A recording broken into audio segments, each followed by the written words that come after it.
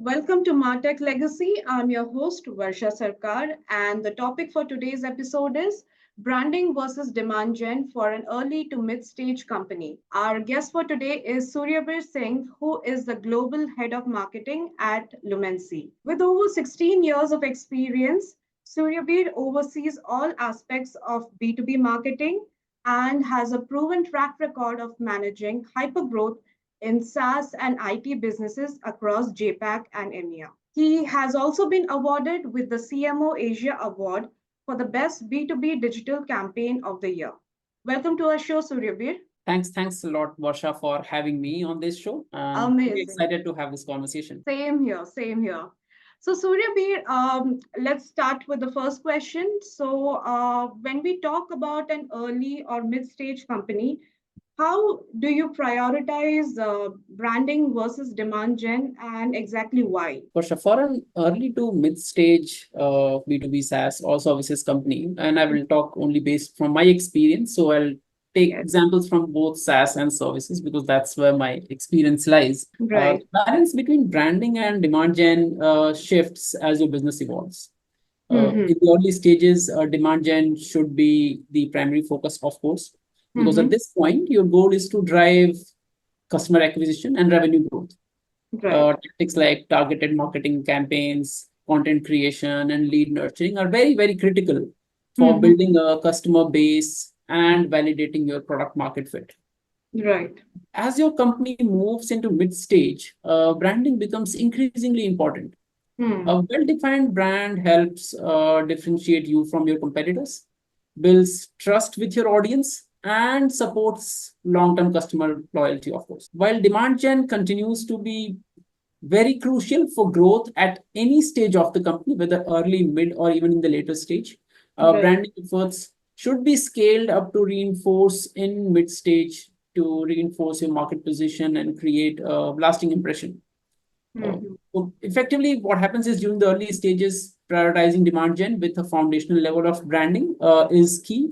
But as you progress to mid stage, start integrating more comprehensive branding initiatives to complement your demand gen efforts, Right. ensuring that both immediate and sustained success is guaranteed. Right. Right. So, could you share a specific instance where you faced a challenge in balancing these two aspects, and how exactly did you overcome it? Yeah, of course. So there have been many issues. Every time you run a demand gen campaign, you start to feel that okay, maybe if my brand is little more known, I would have gotten more results. So Right. balancing branding and demand gen is always challenging. Right. And everyone is, especially in a fast-paced environment like early to mid-stage B2B SaaS company, Mm-hmm. it's really challenging. Right. One specific challenge I faced was the temptation to focus exclusively on short-term demand gen at the expense of Hmm. long-term brand building, and it happens with everyone. You are always under pressure to deliver your MQL targets, very aggressive growth targets every quarter, and you have Mm-hmm. very limited budget to do it and very limited resources as well. You don't have a team of multiple people who have few people can focus on brand and few people can focus on demand gen, and then you just do wonders. It never happens. You always are short on either money, resources, or everything. But then what you are never short on is the targets that you need to meet. Right. So Right. we were also under pressure to hit aggressive growth targets every quarter and year. So our marketing efforts were very heavily skewed towards generating leads and driving Mm-hmm. conversions through paid campaigns and aggressive outbound tactics. Right. However, after a certain time, we started noticing diminishing returns from these efforts. So the same leads that were taking maybe if you're doing a paid campaign and we are getting a lead for which is a high quality lead for Mm-hmm. let's say $40 to $50. Uh, Mm-hmm. as the time progresses, maybe in few weeks or in few months, the cost of the lead goes up to about $70 to $80. And then Oh. you start realizing that okay, now this is not working as well as I thought. I thought I'm optimizing it, so it should Right. reduce. Right. Why is it increasing? Yes. Uh, that's when you realize that our messaging was becoming too transactional, and we were Mm. not investing enough in creating a strong, consistent brand identity or messaging that resonate with our target audience. Right. Right. So to overcome this, we made a very strategic shift. We allocated a portion of our budget and resources to branding initiatives, making sure that we have the messaging and brand elements right across the our campaign, Mm-hmm. including refining our messaging and everything. We also redesigned our website for a more cohesive and consistent visual identity, Mm. and producing thought leadership content that communicated our new value prop very clearly. Well, Right. this definitely slowed our immediate demand gen slightly, because Mm-hmm. some of the focus and resources did shift from demand gen campaigns. It paid off in long run by improving our brand perception, leading to higher quality leads and better customer retention and more sustainable growth. Definitely, definitely. So, talking about branding, what do you think are the key elements to build a strong brand from scratch, and how exactly do you measure its success when it's a startup, for say? So building a strong brand from scratch involves several key elements, and some of these Mm-hmm. key elements are very essential to not just branding but core of marketing as well. And the Right, first one is definitely understanding your target audience. You have to deeply understand who your ideal customers are. This right, includes their needs, preferences, behaviors, and then look at what they want from this kind of solution. Based on that, you should have the second thing is very clear value prop mm, for all these segments right, you have identified as your target audience. Define what makes your product or service unique. Your value prop should address the specific pain points that you have identified in step one of your target mm, audience, and explain how your solution is better than alternatives. And this is very basics of marketing. I'm not right, talking anything new, but uh, only when you have these two, then you should start building the brand, as they say, which mm, includes brand identity, brand story, messaging. All those things comes only after this, because these two forms the base of all branding activities. So then, of course, go into creating a cohesive visual and verbal identity. This includes your logo, color palette, typography, tone of voice. Uh, this should be consistent across all touch points, of course, right, obviously. and making sure that you have really great user experience driven website and social media content Mm, to engage those customers. Of right. course, once you have all this, you need to have a very compelling narrative Mm, to incorporate all of this into a single story, which is your brand story, right. which should inspire trust and loyalty from your customers. And then make sure that you have very consistent messaging, Mm, keeping all these elements at the center, and the customer experience. So if you have promise, if your brand promise is to deliver in every customer interaction, make sure mhm, that you fulfill that. right. So not just planning, strategy, execution, Mhm. but also by the end of it, making so commitment is really important. So this is the foundations of building a very strong brand. Coming back to second part of your question, which is how do we measure success early on, because Mhm. branding measurement is a complete topic in itself. But I Yes. would just mention few things which helps us gauge the reaction and Mhm. feedback from the market when you are very small, because you cannot spend a lot of money in measurement of branding success as well. Yes. So, of course, brand awareness, measuring brand awareness is really important. But a few things which can give you instant feedback is like your direct or branded search website traffic. So, Mhm. how many people are searching you by your name? Mhm. How is the social media engagement and share of voice and number of followers increasing as compared to a certain period, maybe last year or last quarter, and then after your brand identity refresh, how that difference is happening. Mhm. And then of course you can do if you have maybe so you can get a customer feedback as well. If you have a core group of customers about 10, 20, 50, or maybe 1,000 as well. If you have that, Right. reach out to them and then ask for their feedback. Because the first thing that the a brand refresh or a branding exercise should touch is your existing customers. So ask Right. for their feedback, and if you're close with them, you will get honest feedback. Hmm. Start monitoring your conversion rates. If you earlier your conversion rate from 100 leads was, let's say, 5%, has increased to 6%, 7%, 10%, Mhm. and has there been any change because of brands? So Right. that's the feedback on the brand. Do people trust you more? uh, how is your customer retention moving? is their customer loyalty and retention moving Mm-hmm. in the right direction?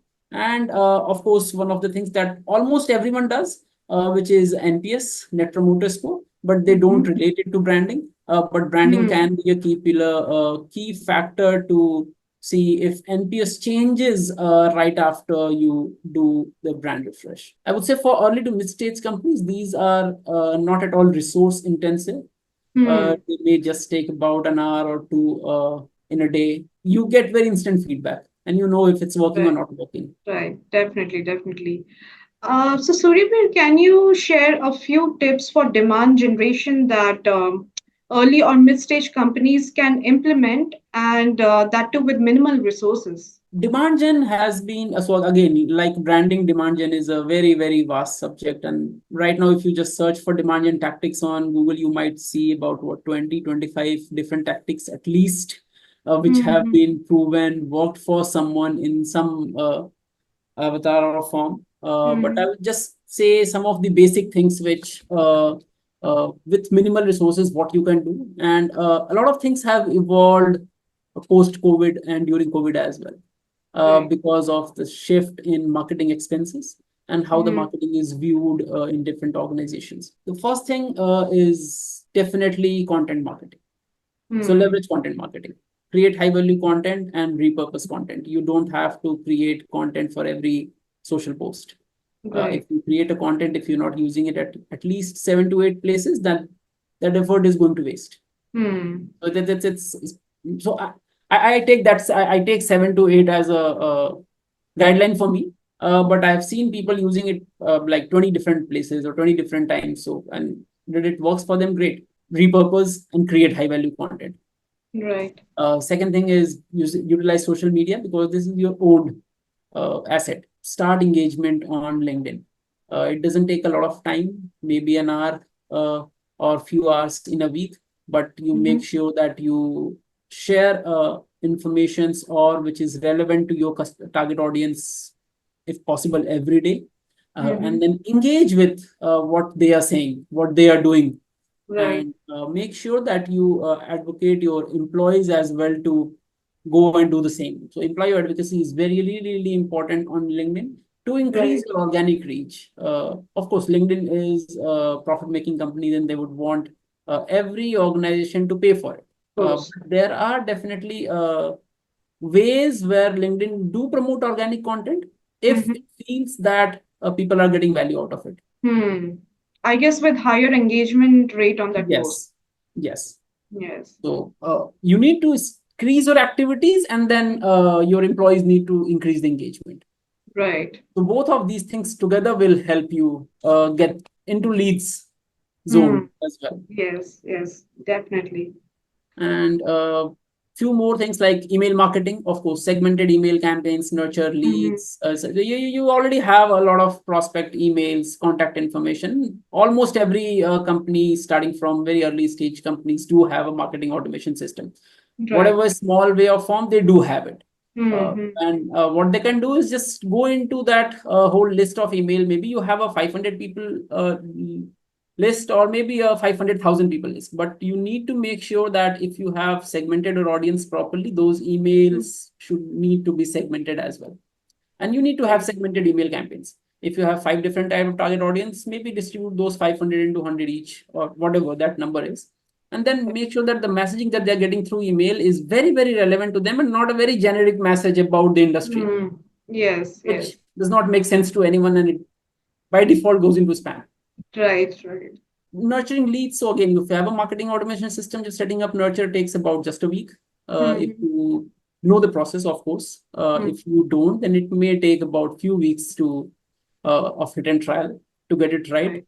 But then that's it costs nothing. Right. Again, there are few partnerships, referral programs which you can work with either your partners, your industry influencers who have very similar uh, agenda as you, so you don't Mm-hmm. have to pay them. And referral programs, working with customers and affiliate marketings, making sure that you give them some benefit in return of referrals they give you, either Right. in terms of extra services or 3 months of your subscription or Mm. some commission on every lead or sale they're getting. And then you Right. should have a proper process of it, Mm-hmm. and not just a verbal commitment, but a proper process of it. And Definitely. of course, one of the most important thing is optimize for SEO, Yes. which, because if you're creating a lot of content, make sure that you have SEO basics in place. And there are a lot of free tools available. And if you have just worked with any SEO expert, you don't have to hire an SEO expert to do this. And if you Mm-hmm. can hire, great. But even if you can't hire, you can just read about it, learn about it, and get to know a lot more about SEO. So just about, even if you do some basic SEO optimization, it Mm-hmm. helps you a lot, and it doesn't take a lot of effort, a lot of expertise as well. Definitely, yeah. There are multiple other things like webinars, free trials, Mm. targeted outbound campaigns, do your market research, reach out to different events, look at different events website where industry folks are Yeah. participating, and look out for people, do individual LinkedIn reach outs through your SDR. So there are like I said, there are at least 25 to 30 different kind of campaigns which have been proven worthy for hundreds of companies or thousands of companies. Mm-hmm. But there are about 8 or 10 that are, these are 8 or 10 that I have used and have always proven successful. So sometimes the success could be, though, the ROI could be a lot higher, and sometimes could be lower, but it's always been in positive, never in negative. Definitely, definitely. So coming to my last question, have you seen any innovative approaches in the market that effectively integrate branding and demand generation? Innovative, I would say yes. Mm-hmm. But sometime innovative does not mean it has to be completely new that no one has ever seen. Uh, Obviously. Sometimes innovative means you need to follow, because everyone tries to do branding and demand gen almost every day. Mm-hmm. But what people do miss is that they don't follow the whole process, Yes. and that making sure that you stick to the process is the innovation. Yeah. So but yeah, there are several innovative approaches that effectively integrate branding and demand gen, Mm. especially in B2B SaaS and services space. Again, coming from my experience, Yes. these strategies always mix the long-term benefits of brand building with immediate impact of demand gen. Some of the things which I have, so they might not sound innovative right now, but at some point of Mm-hmm. time, maybe about 7 8 years back, some of them really worked wonders for me as well, and for some other companies as well. For example, content driven lead magnet campaigns. You just create a pillar content for a quarter and Mm-hmm. run like 10 different campaigns, very integrated 360-degree marketing campaign around that interactive content. And Right. once you create one, sometimes you don't know what is the potential you are hiding behind it. Yes. uh, Sometimes the target, let's say, is about 200 MQLN, but you end up generating, let's say, 2000 or even 20,000 MQLs Mm. from a campaign which seems very normal, Mm-hmm. but the execution of it and the result of it is makes it mind blowing. Of course, these account based marketing, if done right, Mm-hmm. because everyone is doing it, Yes. and it's giving you results, but most of the times it's just effort in vain, Right. because people don't see a lot of results, and ABM is a very painstakingly slow Mm. sometimes, and sometimes a lot of effort intensive process, and it feels like you're just focusing on just about 100 people, but you have the experience of generating, let's say, the example that I took, there were 2000 leads in a month, and now you're Mm. focusing on just 100 people, and to convert them for a year, it's like, I'm not made for this. Yes. You have to be very patient when you're Yes. dealing with that. So doing ABM right is innovation. Mm. It's like out Yes. of hundreds of people that do ABM, just one or two get it right. There are a few more campaigns that I've seen which has helped convert a lot of so when you have, let's say, about customer advocacy and referral programs, how many people actually get referrals from their customers and have a proper process in place Hmm. to get those. uh, Right. Everyone talks about it. They do ask when they meet the customer, okay, do you know any friends who needs that? But do you have a proper process in place to reach out to every customer that you make after a Mhm. certain point of time? If the customer reaches a certain stage, do you have a process in place to reach out to them formally and say, okay, if you refer someone to me, you will get 10% or 15%. In Mm. B2C, it happens a lot. Yes. It's very common because, again, they do thousands of campaigns in a month. This is part of one of them. But in B2B, you limit your campaigns to maybe 5, 6, or 10 Mm. in a quarter or in a month. And Right. you generally forget customer referral programs. Reason being, there are a lot of different teams. It's not just marketing. Yes. It takes marketing, sales, account management, and sometimes even CEO to get involved into creating those campaigns. Yes. So landing those, if you land it right, it just pushes you to another level.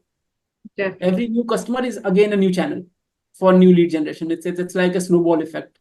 So Mm-hmm. if you can get it right, great. I've seen it very less, but user generated content in a B2B helps a lot. Your user, when using the product or service, and then feels really happy about it, and then go and talk about it on different forums. So sort Without, of like testimonials or maybe case studies, I guess. yeah, testimonials or case studies, but not promoted by you, or not recorded by Hmm. you, or not paid by you. Right, right. So user feels really happy about it and then go and talk about it. For Hmm. example, what happened to Canva early on? A lot of designers just started using it, and they just went on to talk about it. That I found a great tool, which is a competitor to Photoshop, Right, and right, right. it just helps me a lot. So those kind of snowball effect, if you can create. But Hmm. of course, so it doesn't seem like there is any incentive behind it, but then sometimes you have to incentivize, make sure that it's run as a proper campaign, Hmm. but not Yes. seen as a paid demand gen campaign. Yes, it should look organic from outside. Yes.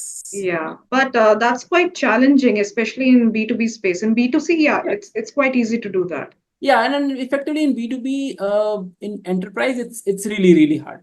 So Hmm. I have not seen any such example or major examples in enterprise, any consistent examples in enterprise. But yes, in mid market and SMB segment, I have seen a few of those, but definitely not in enterprise, and I'm yet to try it. Right, right.